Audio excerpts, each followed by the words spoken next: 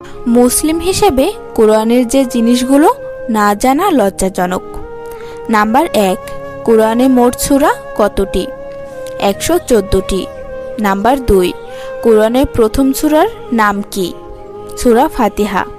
Number 3, পবিত্র কোরআনে সবচেয়ে বড় সূরা কোনটি? সূরা বাকারা। নাম্বার 4, কোরআনের সবচেয়ে ছোট সূরা কোনটি? সূরা কাউসার। নাম্বার 5, কোরআনের মধ্যে সবচেয়ে বড় আয়াত কোন সূরায়? সূরা বাকারায়। নাম্বার 6, কোরআনের মধ্যে সবচেয়ে ফজিলতপূর্ণ আয়াত কোনটি? আয়াতুল কুরসি।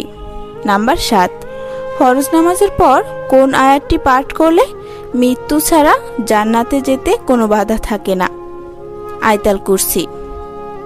নাম্বার 8, পবিত্র কোরআনে কোন সূরাটি পাঠ করলে কবরের আযাব থেকে রক্ষা পাওয়া যায়? সূরা মুলুক। নাম্বার 9, কোন সূরাটি কোরআনের 1/3 সমান? সূরা ইখলাস। নাম্বার 10, পবিত্র কোরআনের কোন সূরার প্রতি ভালোবাসা থাকলে মানুষকে জান্নাতে নিয়ে যাবে? সূরা ইখলাস।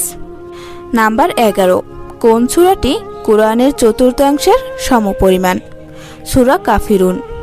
নাম্বার 12, জুমার দিনে কোন সূরার প্রথম অংশ তেলাওয়াতকারীকে দাজ্জালের ফিতনা থেকে রক্ষা করবে?